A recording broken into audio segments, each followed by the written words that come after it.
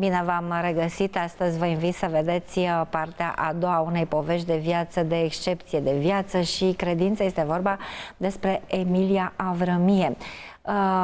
De copil a fost destul de persecutată datorită orientării religioase, a avut probleme mari la școală și în emisiunea anterioară a dat câteva detalii.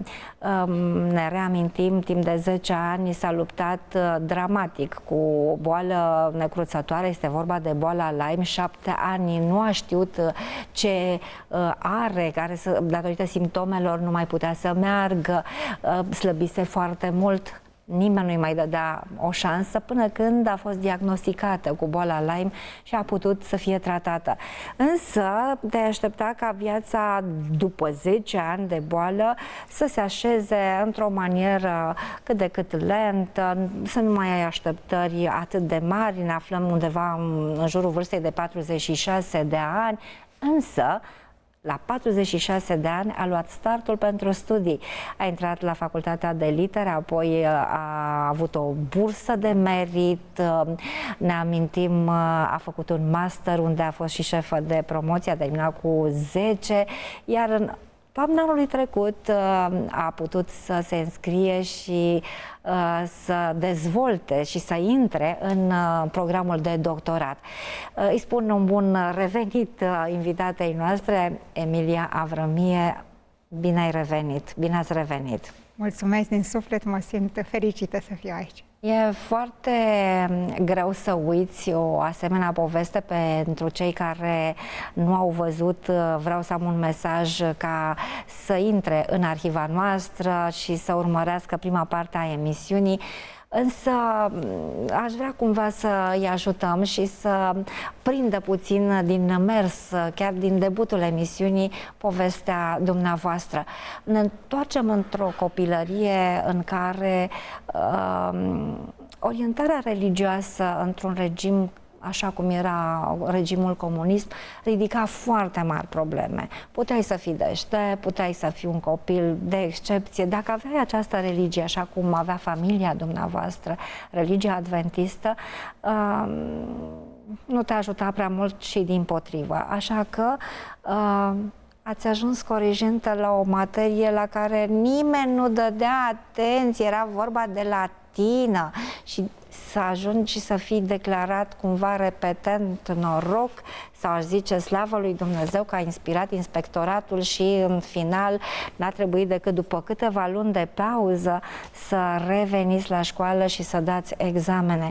Totuși, cât de greu a fost pentru un copil să suporte lucrul acesta, cât de greu a fost pentru părinți să explice vecinilor că nu-și nenorocesc copilul, așa cum spuneau profesorii.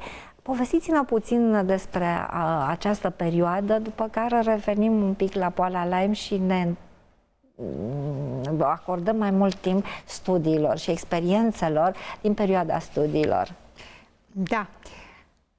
Experiența mea din copilărie a fost dureroasă și m-am simțit singură de foarte multe ori. Era de așa natură situația încât părinții erau foarte ocupați, foarte stresați. Mama era asistentă medicală și mereu era mutată din cauza sabatului de la un spital la altul, la altă clinică, ca să dispară din ochii autorităților. Tata la fel primea amenințări. Eram printre puținii copii care nu mergeam în sabat la școală. Chiar la mine în clasă mai erau 2 copii a unor familii adventiste a căror părinți cedaseră și trimiteau copii și atunci să fii 1 contra 2, să nu mergi, iar ceilalți să meargă, îi ambiționa pe profesor să spună: nu e calea cea bună, vezi că alții ascultă, ascultă și tu. Este o șansă și pentru tine, dar trebuie să renunți la nebunia asta cu biserica și cu Dumnezeu. Tu nu vezi că societatea noastră, Dumnezeu nu există? Și în fiecare luni aveam un timp în care eram reeducați. Dar nu se prinde de noi nimic, așa cum se spune, că nu se prinde apa de gâscă. A fost greu, vă spun sincer, luptele interioare erau teribile și întrebarea mea era mereu: are mama și tata un Dumnezeu, dar unde e? La mine de ce nu vine? Pe mine de ce nu mă ajută? Aveam foarte multe întrebări. Aveam întrebări despre siguranța că există cu adevărat așa ceva și că nu sunt doar niște profesori, îmi spuneau, sunt numai niște imaginații. Nu este ceva real. Și mă luptam mereu să aflu dacă este real sau nu. Știam, oare o fi, oare nu o fi? Și la acest examen de corigență, care s-a amânat foarte mult, pentru că am avut pusă corigența în sabat, în iulie, în sabat, în septembrie, până când ministerul a dat o circulară și am putut să dau târziu, în toamnă, această corigență, pentru că eram deja reglat repetentă, copiii mă strigau, repetentă, hai la școală! Mă simțeam oribil, simțeam nevoia să mă ascund, să merg departe pe câmp. Eu trebuia să merg împreună cu părinții, să ieșim în oraș, să mergem la biserică. Era dureros, foarte dureros pentru mine, o bătălie sufletească, dar știam că e calea bună. Aveam pace în suflet. În sufletul meu știam că dacă ascult pe Dumnezeu, e bine. Era ca și acasă. Acasă nu era ca astăzi. Ai atâtea opțiuni. Aveai doar două opțiuni. Asculți sau nu asculți. Erau doar două căi. Acum sunt mii de căi și copiii săraci nu mai știu pe ce cale să. Era calea bună și calea rea. Era, ești binevoitor sau ești împotrivitor. Nu există alternativă. La noi acasă, părinții erau și ei, la rândul lor, cu foarte mare presiune puse de autorități, dar și nu puneau presiune asupra, ne dădeau voie, alege. Dar nu există decât două căi. Profesorul spunea, o singur sabat, Emilia, mai erau câteva săptămâni până să termine anul școlar. Odată dacă vii și nu spui nimic, stai acolo în bancă, zâmbești și tu, doar vii la școală și te-am trecut. Mare ispită era, dar nu am recedat și am spus, Doamne, acum a venit timpul să treci de la Dumnezeul părinților mei la Dumnezeul meu personal. Și când am mers să dau examen, am văzut la ieșire, după, aș spune, o furtună puternică, prin care mi s-a făcut nedreptate, dar n-am avut cui să mă plâng, pentru că mi s-a smuls hârtia pe care scrisesem totul. Dar Dumnezeu, când am plâns, a spus, Doamne, nu se poate, Tu ai spus că ai să fii cu mine. Dumnezeu a venit și m-a ridicat. Și mai mult decât atât, chiar doamna directoare, care era și profesoară de latină, a ajuns în spital și a fost repartizată chiar la mama mea, după o toxinfecție alimentară. Și când a văzut pe mâinile cuie, a intrat în panică, a zis, sigur o să-mi facă felul. Și a început să-i spune, stați liniștită, doamna Avrămia, o trimit la o școală bună, într-o clasă bună, stați liniștită, nu o să pierd anul. Era deja târziu, era octombrie, noiembrie, dacă nu mă înșel. Și, într-adevăr, era riscul să pierd anul, pentru că eu m-am îmbolnăvit după aia foarte grav, dar Dumnezeu m-a ridicat și am terminat a noua cu bine. Chiar cred că Dumnezeu a făcut o minune ca să pot să fac a noua și 10 fără să întârzi. Deși ar fi fost înțelept, poate, să renunț un an, dar pentru sufletul meu a fost mai bine să merg înainte. Absolut. Ați absolvit liceul, apoi ați prezentat un interes deosebit pentru un stil de viață aparte și v-ați înscris la studiile unei școli din Germania, care... În Norvegia. Apoi ați mers la New York să continuați studiile. La New York ați și contractat boala Lyme și deși interesul pentru sănătate creștea, iată că Dumnezeu a îngăduit să fiți încercată exact în acest punct. Da, să știți că eu pe pacienți foarte mult încurajam. Mergeam cu ei la plimbări, mi-aduc aminte, și în Virginia și în New York și cântam cu ei, încurajam, eram voioasă, ziceam, haideți că o să reușiți, ca să-i încurajez, să-i motivez să se miște. Și când a venit boala peste mine, am zis, acum pe mine cine mă mai ridică?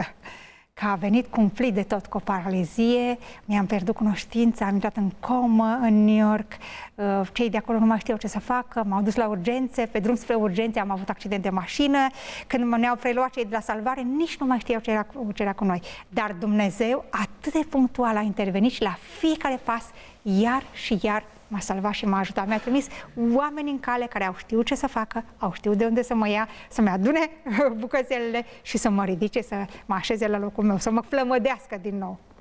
Cum a lucrat Dumnezeu în cei 10 ani? Distingeți câteva puncte esențiale, o parte din ele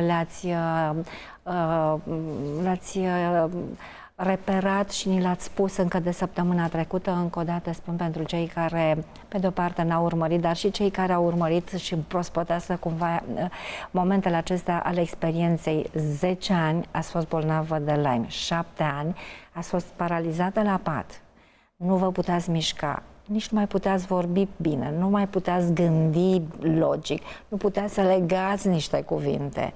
Și în sfârșit, după 7 ani, ați descoperit un medic, ați mers în Ungaria, ați ținut și o dietă foarte strictă și iată-vă astăzi aici, fericită să împărtășiți cu noi. Revin la întrebare, în perioada aceasta, ce a folosit Dumnezeu ca să, pe de-o parte, să ajungă la inima dumneavoastră, să nu vă prăbușiți în depresie și să muriți de supărare, efectiv, de supărarea pe Dumnezeu. Exact. Au fost câteva lucruri care m-au menținut pe poziție și am să vă spun niște lucruri care nu știu dacă mulți s-au gândit la ele. Eu aveam în minte așa, este dimineață, trebuie să mă scol, să mă spăl, să mă îmbrac și să studiez.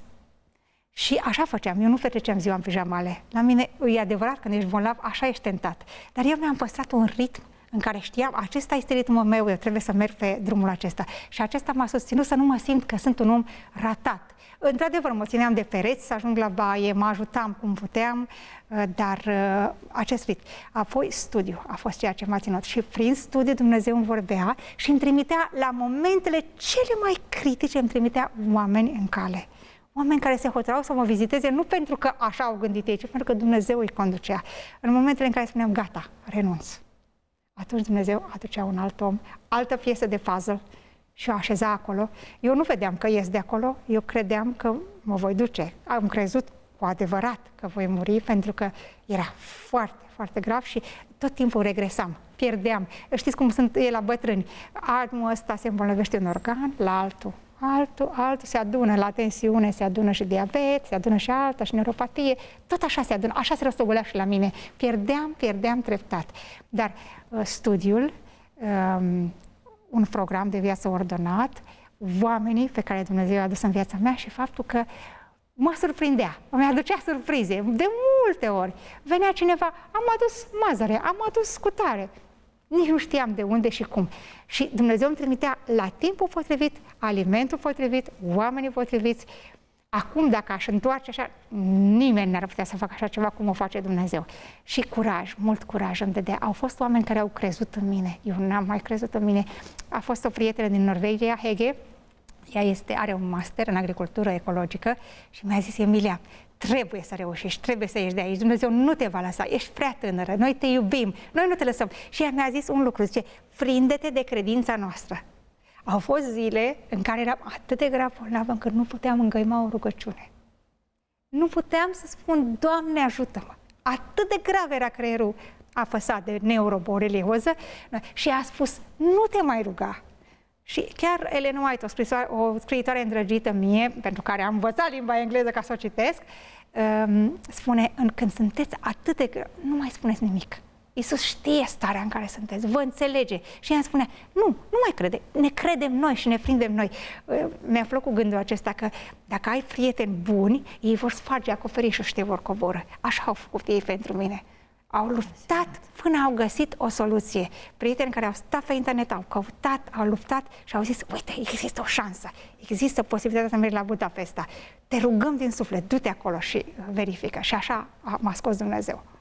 V-a scos la 46 de ani și spuneam și săptămâna trecută și spun și acum, după o asemenea luptă de 10 ani, te-ai aștepta ca omul să spună, la 46 de ani, de la 34.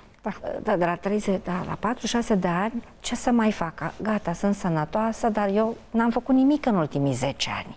Ce să fac de acum încolo? Deci, briliantă alegerea pe care și le-a așteptat. Mă duc la studii, dar vă las să povestiți. Da. Cum ați gândit? Mă duc la facultatea de litere, după ce... Eu aș fi vrut să mă întorc în centru de sănătate să lucrez. Da, și am încercat. Dar problema era așa. Eu aveam între 38 și 40 de kilograme. În momentul în care începeam să muncesc fizic, automat scăteam în greutate. Iar forța mea fizică nu mai făcea față să fac masaje, fizioterapie, hidroterapie și toate.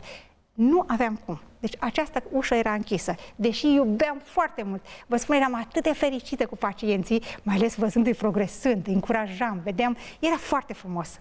Și am zis, unde să mă îndrept? Încotro să mă îndrept. Eu mai aveam o dragoste încă din copilărie. Am fost instructor companioni, am lucrat la primară foarte mult cu copiii. Când eram în Bacău, eram instructor la primară.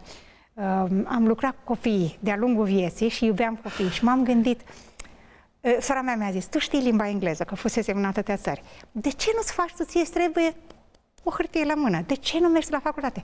Zic, eu la facultate, dar eu nu mai fac față la vârsta asta. Și a zis, încercăm. Trebuie să încerci, trebuie să încerci. Eu nu cred că o să pot să stau în banca teorie. Gândiți-vă, erau cursuri, erau zile cu cursuri de dimineață la 8 până seara la 6. Cum să stau eu acolo? Că eu stăteam întins în pat. Și a zis, încercăm, încercăm. Și am făcut un pact cu colegi foarte de treabă la facultate. Ziceam așa, voi mergeți dimineața, eu merg după amiază. Și apoi inversăm cursurile și ne ajutăm. Și așa am făcut, am reușit că, bine, nu întotdeauna așa, dar ne-am ajutat foarte mult. Minunea a fost că la engleză știam, iar la franceză, vă spun, asta a fost o bătălie pe viață și pe moarte. Eu am făcut franceză în școală, dar gândiți-vă, erau 30 de ani, de la 18 ani, erau ani de zile, 26 de ani, nu mai știu, oricum era mult și se ștersese material, engleza luase locul de seamă și între timp eu am făcut germană și am locuit în Germania și la mine germana și engleza bâzâiau în cap, acum n-avea loc franceza și a trebuit să mă lupt cu Engleza nu avea loc. Engleza. Franceza. Eu aveam engleză-franceză la universitate. Și atunci am zis, lupt cât pot. Și deschideam cursul de franceză și arătul Biblia. Citeam 2 pagini și apoi ziceam, Doamne, dă-mi o făgăduință.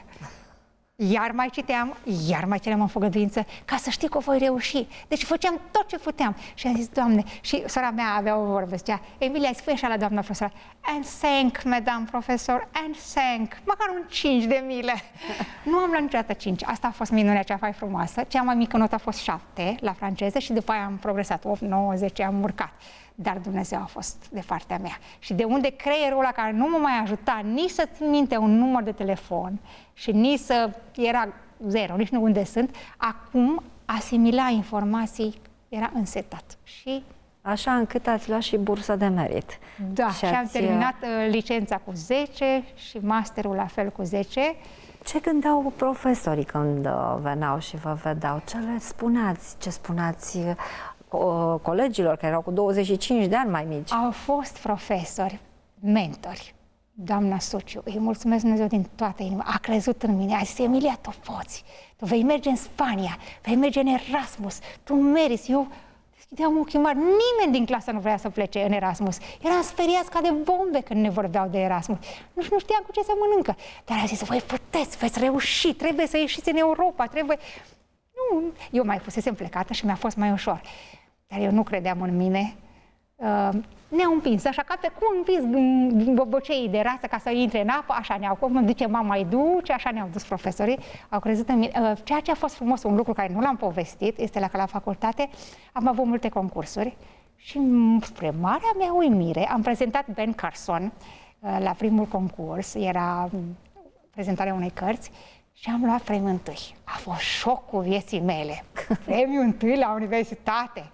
Apoi alte concursuri de traducere, premiul întâi la traducere. Încă am adunat așa un teanc de diplome.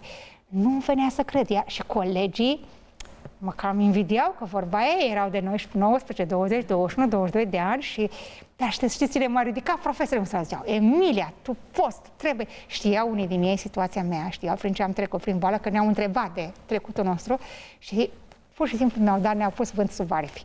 Și m-a ajutat enorm lucrul ăsta. M-a transformat dintr-un nivel subteran, m-au ridicat așa la nivelul pământului. Nici acum nu mă simt acolo. Așa undeva, scos din țărână, din groapă, undeva pe Terra. Făcând cursurile Facultății de Litere, care era visul? Spre ce vă gândeați? Visul meu, eu am urmat programul de traducere și interpretare și m-am gândit ca prima fază să fiu traducător. Și am lucrat ca interpret, ca traducător, am lucrat pe texte, pentru că mă gândeam la sănătate, să nu cedeze, pentru că în momentul în care aveam stres puternic, imunitatea plonja. Și nici astăzi nu mă pot lăuda cu imunitate de fier, pentru că dacă a venit cu mătru COVID, mi-a apoi arătat el mie ce am pățit. M-a salvat Dumnezeu, că am făcut o pneumonie urâtă de tot. Dar ceea ce s-a întâmplat la universitate a fost că de fiecare dată când simțeam că nu mai reușesc și nu mai fac față, Dumnezeu îmi mai dădea un premiu, îmi mai dădea tot așa o medie. O notă mare. Da, și venea câte un profesor zicea, excelent, face o treabă minunată. Și eu, cum? Ați vorbit despre mine? Nici nu venea să cred. Și în fiecare an mă invitau la concursuri, că știau că pot vorbi liber și mi-era ușor și atunci Era bine pentru stima mea de sine. La mine era în țărână stima de sine. Și Dumnezeu a trebuit să o scoată din țărână așa, să ia bucățele de pământ și să le scuture. Cam așa a făcut Dumnezeu cu mine. Asta a fost facultatea pentru mine. Nu a fost ceva că, vai, să încetez. Nici măcar nu m-am gândit la așa ceva. A scuturat țărâna de pe mine. Asta a făcut pentru mine licența. Iar după finalizarea facultății, v-ați înscris la master. Tot la fel, împinsă de profesori. Ne-au luat pe rând, au zis, ia să vedem ce note ai terminat tu. Pe mine m-au încurajat profesorii să fac și franceză și engleză, 2 mastere în același timp. Dar sănătatea nu mi-a permis. Am mers pe engleză, deși îmi pare rău că n-am făcut franceză, pentru că merită să ai două specializări și sunt bune. Dar a fost bine, pentru că în momentul în care plecam în Erasmus, nu puteam să le fac pe amândouă, trebuia să fac unul sau celălalt. Și m-a ajutat să mă specializez pe comunicare, English Communication. Și din nou mi-a dat foarte mult curaj, mi-au dat profesorii din străinătate. Când i-am întâlnit, eu eram speriată, nu știam cu ce se mănâncă și cu colegii din străinătate, de exemplu în Grecia, masterul nu face oricine. În momentul când în facultate profesorii se orientează și din câteva sute de studenți aleg 10. Și ei aleg, nu poți tu să alegi. La noi în România a fost altfel, a fost examen și a fost o altă binecuvântare la intrarea la master, pentru că am fost 100, da? Primii 10 la fără taxă, următorii la cu taxă. Deci așa a fost.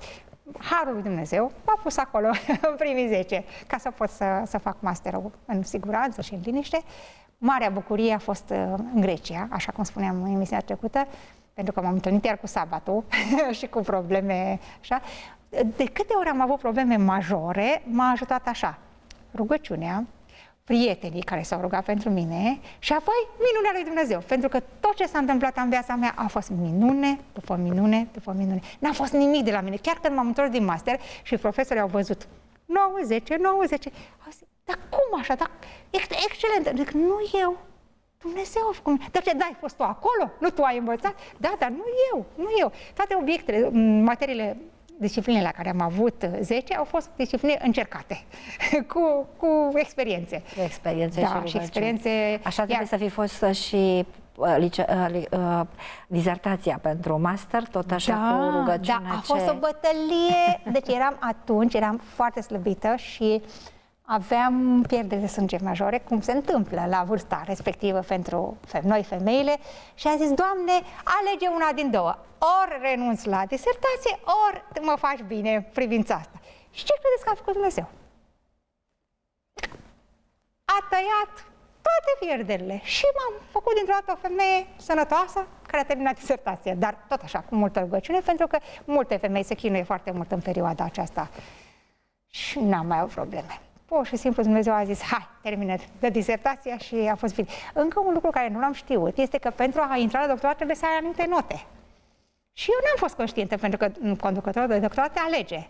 Și ne-a zis că v-am ales noi și trebuie să termini cu minim 9,50, media generală pe anii respectiv, și să ai minim 10 la disertație. Eu le aveam pe toate, că eram 10 pe linie. Și nici n-am fost conștientă, până când am citit o carte, acum de curând, ferește Dumnezeu, în care sunt condițiile pentru doctorat. Pe mine m-a sunat doamna de la doctorat, a zis, Emilia, ești a mea. Fără să-mi spună că toate condițiile sunt îndeplinite. Dumnezeu pur și simplu le așezase din timp. Este ca avea puzzle și le-a așezat acolo. Iar eu m-am trezit. Poftim. Pentru că ați fost aleasă. Ați fost aleasă. Deci de unde a pornit totul? La 46 de ani bolnavă și apoi timid așa ați intrat la universitate, apoi masterul pe care l-ați terminat cu 10, cineva care vă remarcă și anul trecut ați intrat în programul de doctorat. Pentru curiozitatea noastră, ce vă trezește interes profesional în, iată, alegerea dizertației, apoi în teza de doctorat? Cum? Să vă spun la teza de doctorat ce experiență frumoasă am avut. Doamna noastră, mea conducătoare, doamna Murărașu, a zis așa, Emilia, tu vei alege medical jargon, limbajul medical. Pentru că tu ai studiat în privința aceasta, tu ai găsit domenii. Dar atât de frumos m-a îndrumat, a spus așa, teza mea de doctorat este Investigating the Language of Healing, deci investigarea limbajului medical versus Healing through Language. Și apoi, prin comparație cu vindecarea prin limbaj. Și aici este cea mai frumoasă parte, pentru că foarte mulți oameni pot fi pierduți sau salvați prin întrembuianțarea limbii. În puterea limbii stă viața sau moartea. Și aici voi avea ocazia să descoper, pentru că în cercetarea mea voi descoperi cum vieți au fost salvate, cum limbajul a fost recuperat la persoanele cu accident vascular cerebral, persoane care au rămas mute și care apoi prin muzică, prin terapie muzicală, acum aceasta cercetez, și-au recuperat vorbirea. După ani de zile, după 5, după 10 ani, se spune în medicină că dacă în primele 18 luni după un accident cerebral vascular nu te recuperezi, nu te mai recuperezi. Și nu este adevărat. Dumnezeu a pus acolo niște sisteme și niște lucruri care sunt uimitoare. Și cercetez aceste lucruri pe care le voi aduna pe toate în lucrarea de doctorat. Mult succes vă doresc și mă gândeam acum la profesorii care spuneau că o să fiți o ratată și nu o să puteți și părea cumva în cei 10 ani de boală Lyme că s-a cam terminat și la 46 de ani ce să mai faci și iată că vin 10 ani, aveți 56 de ani, deci în ultimii 10 ani ați studiat și fiecare ușă academică, deși, sigur, implică efortul dumneavoastră intelectual, înseamnă să alegi, să fii la cursuri, înseamnă să înveți. Totuși, în fiecare propoziție, n-ați uitat să spuneți că, de fapt, simțiți că Dumnezeu a făcut partea cea mai grea. Care a fost partea cea mai grea în toată experiența aceasta academică de 10 ani? Și încă urmează, că spuneam, în 2026 veți termina și veți încheia și veți putea lua doctoratul. Dacă Dumnezeu nu repara aici la cutiuță, nu se putea întâmpla nimic. Cea mai dificilă parte a fost partea să cred că voi putea. Eu nu credeam. Și au fost alții care au crezut pentru mine. O doamnă profesoară și încă una, doamna de la doctorat, doamna de la licență. În fiecare ciclu de studii superiore am avut un alt coordonator, un alt om care mi-a pus, a zis, poți, vei reuși, uite, mergi pe direcția aceasta, pe aici e drumul. Și aceasta mi-a dat curaj, pentru că credința este încrederea că... Și mai este un lucru, curiozitatea. Nu știu dacă am menționat faptul că sunt curioasă din fire. Vreau să văd și eu ce se întâmplă dincolo, ce se ascunde după... Mi-aduc aminte când am explorat orașele, deci și în Grecia și în Spania, când m-am mutat acolo, eu nu luam autobuzele. De unde locuiam până la universitate era walking distance. Se putea merge pe jos, se putea merge și cu autobuz, dar mie îmi plăcea să circul pe jos, să cunosc orașul, să văd pe partea aceea. Am fost în orașul Oviedo, din Spania, și după 6 luni cunoșteam orașul. Am fost în Tesalonic, este superb orașul, sus pe munte, jos la mare, dar totul pe jos, la pas, să văd. După aia mai luam și mijloace ca să ajung mai rapid, dar în general îmi place să descoper, să văd partea asta de oraș, nu știu, pe aici acest spirit de curiozitate m-a susținut, mi-a dat satisfacție, mi-a adus bucurie. Câte lucruri frumoase am descoperit, câte locuri deosebite am descoperit. Și nu doar în aceste țări, în toate țările în care am mers. Cred că aceasta mi-a dat acest spirit de voie bună și de descoperire. Asta e cuvântul. Sunteți atât de plăcută și mă gândesc acum că cred că nouă femeilor ne face bine tonusul acesta, că la 56 de ani aveți planuri de dezvoltare și vorbiți atât de frumos despre toate și felul în care v-a ajutat Dumnezeu. Totuși, în anii aceștia, cu siguranță trebuie să fi fost și încercări. Povestiți cu multă ușurință, ca și când toate lucrurile, toate s-au deschis, toate ușile, toate piesele de puzzle sunt la locul potrivit. N-ați avut în 10 ani. În sfârșit s-au terminat toate problemele, doamne Emilia. Nu s-au terminat problemele. Nu, ați avut probleme în continuare cu sănătate sau cu ce anume v-ați mai confruntat în acești 10 ani de studii în care ați luat 10 note mari, s-au deschis ușile academice, profesorii v-au remarcat, v-au făcut oferte să veniți acolo unde trebuie? Multă rugăciune, de multe ori lacrimi, au fost descurajare, nu mai pot, de ce vă nu voi descurajați? reuși. De ce vă un om care... În general, știți ce făceam? Mă rugam și apoi scriam prietenilor, eu nu cred că mai fac față. Și imediat îmi veneau mesaje. Ce spui? Nu credem! Imediat. Ce simt foarte mult este când cineva se roagă pentru mine. Este o diferență majoră. Majoră. Am o pace, mi-aduc aminte de anumite examene în care le spuneam, rugați-vă că nu știu cum. Deci mi se părea că atunci când intru într-un examen, intru într-un tunel, dar nu mai vedeam lumina dincolo. Mi-aduc aminte că erau cursurile din primul an la universitate și intram la limba franceză, aveam cursuri dimineața la 8 cu o doamnă Și mergeam la ea la oră, dar eu nu știam dacă o să mai ies de acolo. Deci vă închipuiți, la mine așa era însetată în minte că eu nu voi mai ieși. Foarte târziu, după ani de zile, ziceam, stai așa că doar cursul ăsta durează 2 ore, voi ieși după aia, voi supraviețui. La mine mi se părea că se închide acolo. Mintea nu reușea să depășească acel lucru. Deci trebuia să mă lupt cu mine însuși, trebuia să, cum zice, să pun un pas în fața celuilalt ca să pot să ajung acolo, să fiu acolo și după aia când ieșeam, ziceam, uite, a fost mai bine decât m-am așteptat. Dar era Dumnezeu prezent care m-a ajutat. Deci nu a fost ușor, nu a fost puzzle așa, a fost luptă, rugăciune și foarte multă susținere și...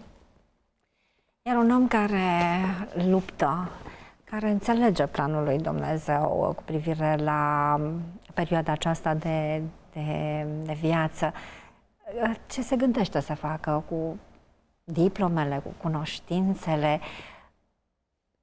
Anticipez, se roagă lui Dumnezeu. Ce planuri? Când au început să apară primele semne că știți ce vreți să faceți cu diplomele pe care le luați? Da. La început... Că nu doar bifați studii. Nu. Bifezi încă o facultate, bifezi încă un master, hai și un doctorat, hai și note bune, dar nu fac nimic cu ele, doar pentru plăcerea mea. Am început să traduc imediat ce am terminat facultatea, am ajutat din diverse domenii, m-au rugat diferite instituții să le traduc materiale pentru site-ul lor, de web și după aia am început să lucrez cu copilași și mi-am adus aminte de dragostea mea de întâi de copii și instituția Centrul de Sănătate la Fodiș și-a dorit o școală, pentru că sunt foarte mulți copii acolo și au început cu clasa pregătitoare și mi-a dat telefon și a spus, Emilia, am avea nevoie de un profesor de limba engleză, nu ai dorit să fii la noi? Și am zis, ai răbdare să mă rog, să văd dacă Dumnezeu îmi va da putere pentru această chemare, că simțeam că e o chemare deosebită, să fii cu copilași, să înveți. Și m-am rugat și Dumnezeu mi-a dat aprobarea că e bine. Și am început să predau limba engleză. Acesta a fost primul an, a fost 2022-2023, în care, 2021, acum suntem în 23-24, al doilea an, 22-23, 21-22. A fost acesta primul an în care am lucrat doar cu o grupă de clasa pregătitoare, dar făceam multe ore de limba engleză, erau copiii din familiile părinții de la Centrul de Sănătate Fodiș și aveam mari bucurii cu ei. Făceam multe proiecte, multe lucruri practice, încercam așa, să îmbin teoria cu practica. Apoi, al doilea an, s-a deschis școala de la Fodiș, s-au adăugat clasele, deci era a 1-a, a 3-a, a 5-a, a 6-a și acum deja lucram în 2022-2023, deja mi-am făcut multe alte planuri și îmi plăcea să lucrez cu copiii mai mari, ei deja vorbeau engleză, interviuri cu ei, multă satisfacție, multă bucurie cu ei. Și avem și fotografii, în timp ce vom povesti despre această etapă de viață.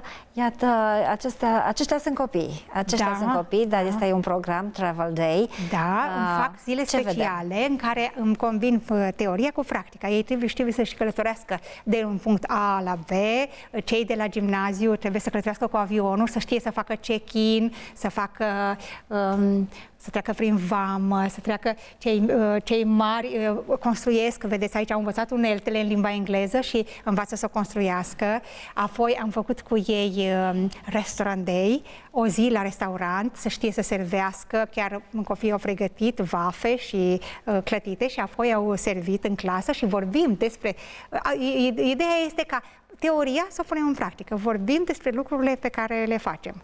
Și în fiecare lună este câte o zi de genul acesta? Da, la o lună sau la 2 luni. Anul trecut am făcut în fiecare lună, pentru că școala era de dimensiuni mici. Întreaga școală era implicată în acest. Anul acesta, de exemplu, este Cake Day. Sunt prăjituri sănătoase, pe care am făcut-o pe 18 aprilie. Este vorba de... Fiecare clasă a făcut un tort, iar apoi a fost un concurs al torturilor. Fiecare clasă a prezentat tortul respectiv. Sunt torturi vegane, în care nu apar ouă, lapte, zahăr, se îndulcește cu curmale, pastă de curmale, miere, îndulcitări naturale. Apoi am avut Pet Day, animăluțe vii pe care le-am adus la școală. Apoi aici vedeți interviu cu personaje de poveste. Copiii au fost foarte bucuroși să se îmbrace și apoi să spună I am a Roman soldier și eu vin din cutare oraș. Aici am avut un concurs foarte frumos, s-a numit English Only. Copiii nu aveau voie să vorbească nimic altceva decât în engleză. Și în pauze, aici e vorba de gimnaziu. Aici avem școala, așa cum era anul trecut, copilașii de la școală. Bucuroși, Aici bucuroși. este, da, aici este graduation, absolvirea. Copiii, în parcursul, vedeți că ei ce au învățat la limba engleză au primit diplome pentru aceasta. Clasa a doua, care sunt clasa a doua, erau clasa a 1 anul trecut. Deci această școală se află la Podiș. În apropiere de Podiș, dar nu lângă centru. A fost o școală a statului care s-a închis pentru că au fost puțini copii și ne-a fost închiriată nouă pentru o perioadă de timp ca să putem să lucrăm, aceasta este școala gimnazială Elias și cu ajutorul lui Dumnezeu sperăm să avem școala noastră care va trebui construită și ne rugăm tot așa ca Dumnezeu să facă minuni, să putem să avem o școală aici în apropiere de Podiș. Da, mă uit cu plăcere la toate aceste fotografii care înseamnă secvențe de viață. Când vă uitați la ele, ce simțiți, ce trăiri aveți?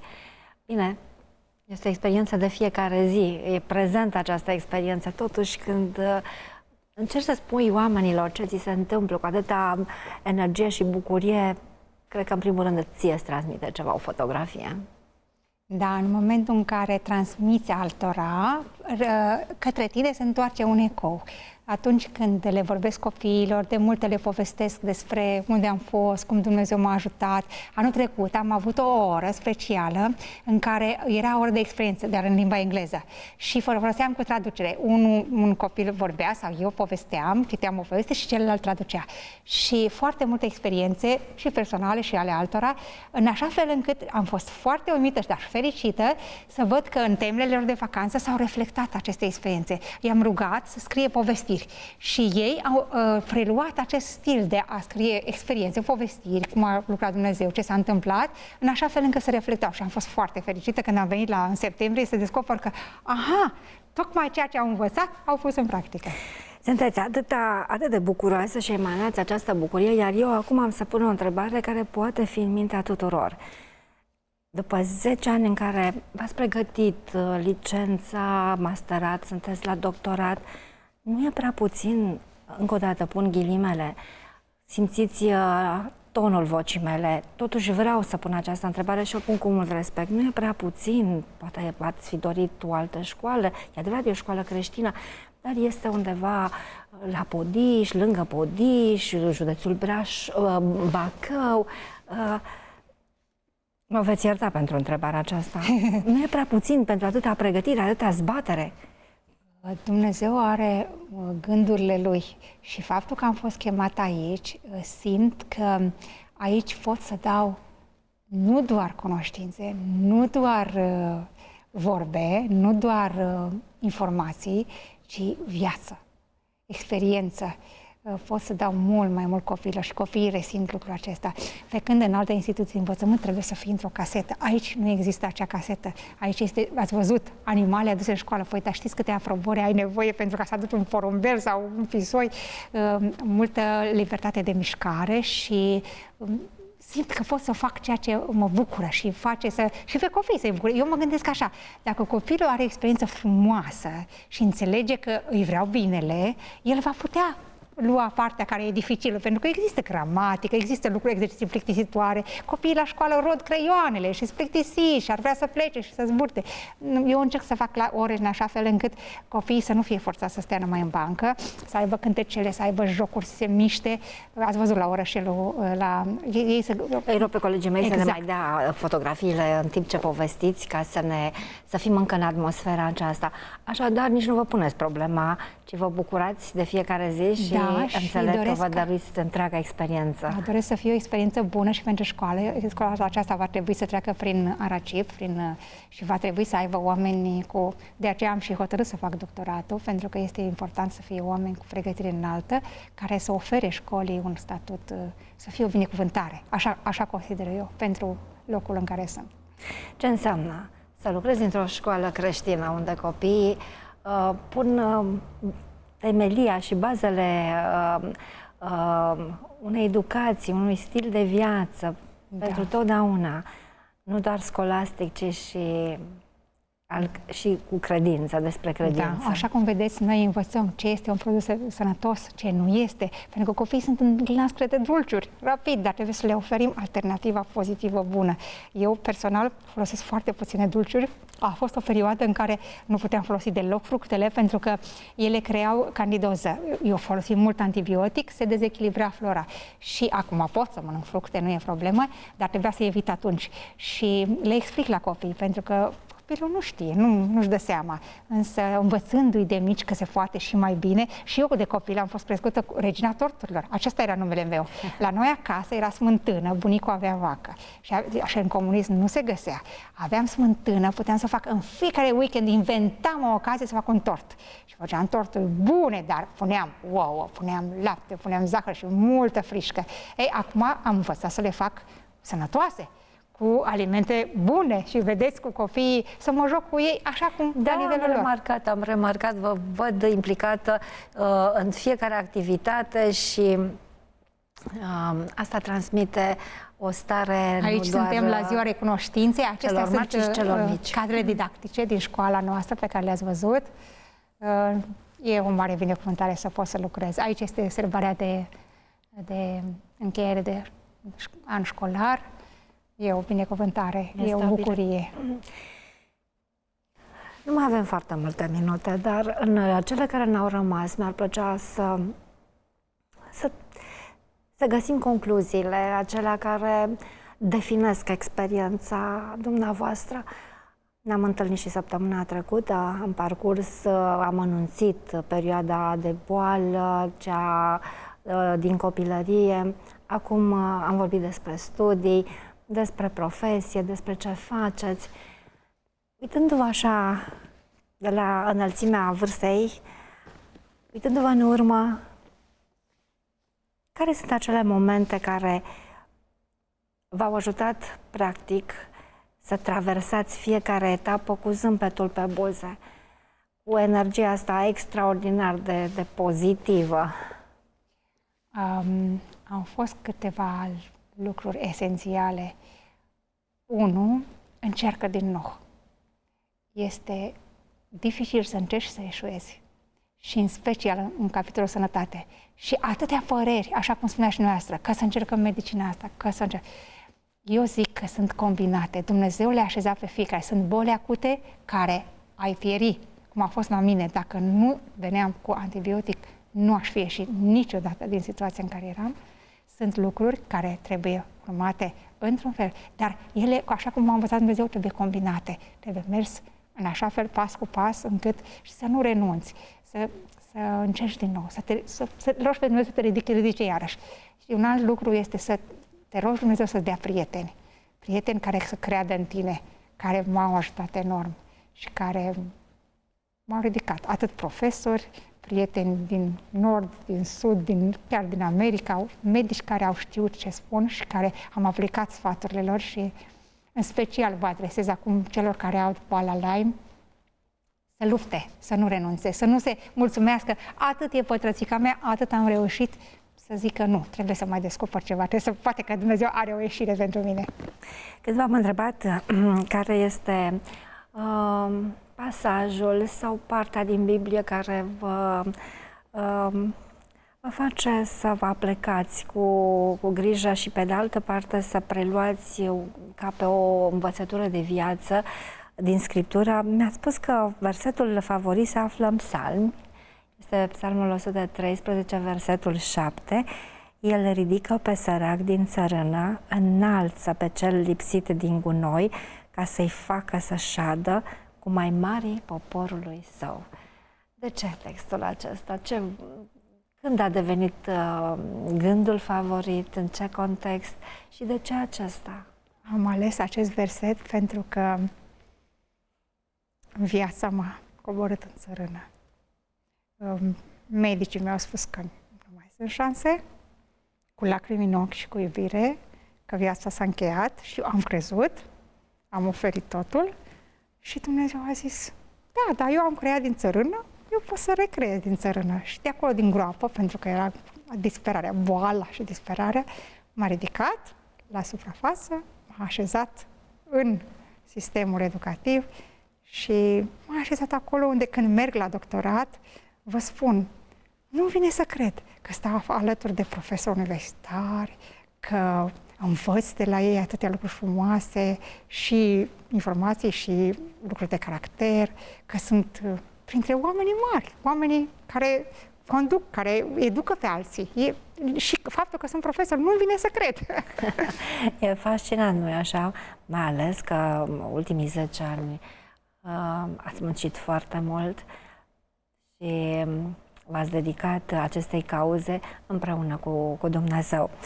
Iar motoul vieții este plin de energie și este foarte tonic. Îl spuneți care este motoul acela care de fiecare dată vă face să vă gândiți în primul rând că aveți o personalitate foarte bună și o curiozitate care... Nu, vă las să-l spuneți. Nu pot să dezvolvesc în momentul. Spuneți-l, spuneți, că sunteți curioasă. Da, what comes next? Vreau să știu ce se întâmplă. Chiar și acum mă gândesc. Deci asta este, să spunem, motoul. Sunt curioasă, ce mai urmează? Exact. Oare ce o să mai fie după anul acesta? Ce se va mai întâmpla? Am fost așa impresionată, foarte plăcut că acesta e motoul de viață. Acum când vă cunosc mai bine și după ce am tot vorbit, îmi dau seama că vi se potrivește foarte, foarte mult și foarte bine. Da, pentru că nu știi ce e după colț. Nu știi, așa cum ați văzut pandemia ce ne-a adus, nu știi ce vine. Nu știi, dar aștepți așa liniștit, oare Dumnezeu ce mai scoate din cutie? Pentru că așa simt că Dumnezeu are cutia Lui cu comori. Eu fac lucrul acesta cu elevii. Le spun, dacă sunteți atenți, învățați bine și până la sfârșitul orei, așa, am niște sticăre, am niște lucruri mărunte care sunt surprizele lor. Și ei sunt captivați, motivați, în special cei foarte micuți care normal că s-ar mișca sau puier face altceva. De exemplu, ieri, când m-a sunat dumneavoastră, am avut o oră cu clasa pregătitoare și le-am spus, cineva vă dă un număr de telefon în limba engleză și voi trebuie să scrieți pe tablă. Și le dictam în limba engleză numărul de telefon și ei trebuia să-l scrie pe tablă. Și spre bucuria mea, după ce am repetat numerele înainte, înapoi, le scrieau pe tablă, zic, acum e important, trebuie să-l folosiți. Și a fost mare bucurie, pentru că ei găsesc motivația să facă lucru. Da, de fiecare dată vă așteptați să urmeze ceva. Ce mai urmează? Ce credeți că va mai urma? Pentru mine urmează așa acum. Vor urma zilele școlii doctorale pe 20-25 mai, care trebuie să mă pregătesc serios, pentru că va fi o sesiune de inovare și cercetare în care trebuie să prezint prima parte de cercetare din lucrarea mea de doctorat. Apoi, bineînțeles, va fi finalul de an. Voi avea apoi un examen pe care mă rog cu toată inima să-l iau cu bine, examenul de definitivat în învățământ în iulie. Iar în toamnă voi intra în grupul cercetătorilor din România, va fi iarăși un examen special la... Deci am date în care urmează și totdeauna trebuie să văd acum ce mai urmează, pentru că doamna noastră conducătoare de doctorat ne anunță ce urmează. Trebuie să fiți pregătiți și avem lucrări. Trebuie să continui să lupt, să lucrez. Sunt tot felul de provocări, aș spune, așa să numesc. De multe spun, Doamne, dar nu știu cum să fac, nu știu cum să... Și Dumnezeu mereu mă învăța, când am avut sesiune în februarie, prima sesiune de doctorat, am zis, Doamne, chiar nu știu să fac lucrurile acestea. Am avut subiecte foarte variate și dintr-o multitudine de domenii, așa se face la doctorat, critică literară, diferiți profesori, directorul universității ne-a fost profesor. Nu știam. Mă așezam la calculator și îi spuneam, Doamne, nu știu. Doar puneam acolo ideile pe care le aveam și apoi cercetam, căutam și le așeza Dumnezeu, se potriveau. Și au ieșit lucrări atât de bune încât rectorul a spus, dragi doctoranți, uite, asta este calea. A fost pentru mine o surpriză imensă. A spus, uite, așa vreau prezentările voastre să fie la doctorat. Făcusem o prezentare PowerPoint și am prezentat-o liber. Și a zis, uite, ăsta e modelul. Pentru mine a fost mare Dumnezeu. Și dar asta a fost după ce mi-am rupt 2 coaste. Pentru că totdeauna așa e. E o încercare, o binecuvântare. O încercare, o binecuvântare. Așa s-a întâmplat. Chiar înainte de sesiunea de... Am căzut pe gheață, m-am lovit de ceva și 2 coaste erau fisurate. Și nu vă spun cum am mers la doctorat, așa stăteam, ca să pot să-mi dau examenele. Dar Dumnezeu zice, lasă că te ridic. Și mă ridica iară.